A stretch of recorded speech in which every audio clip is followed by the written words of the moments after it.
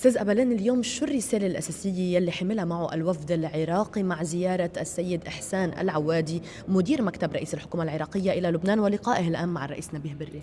الرسالة الأساسية هي رسالة دعم ورسالة مساندة من الحكومة العراقية، من الشعب العراقي إلى الشعب اللبناني، إلى المتضررين من الحرب.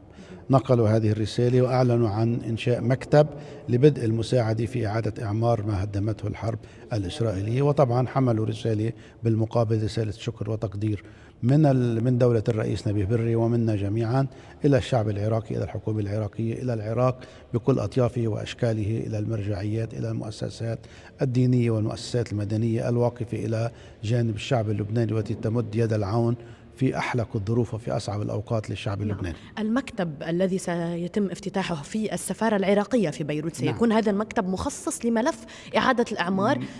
وما هو المبلغ الأول الذي ستساهم به الحكومة المكتب في قلب السفارة العراقية في بيروت، مهمته الاهتمام بإعادة الإعمار بالتنسيق مع الجهات اللبنانية الرسمية المعنية بالأمر.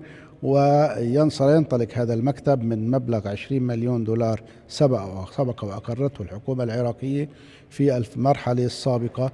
سيكون هذا المبلغ بداية ورشة المساعدة التي وعد بها العراق للشعب اللبناني. يعني سيكون المزيد من الدعم هنا. طبعا هناك وعد بالمزيد من الدعم. البداية من 20 مليون دولار تقررت في اجتماع الجامعة العربية الذي حصل في المرحلة السنة الماضية، والوعد أن يكون هناك مبالغ أخرى للمساهمة بإعادة الأعمار.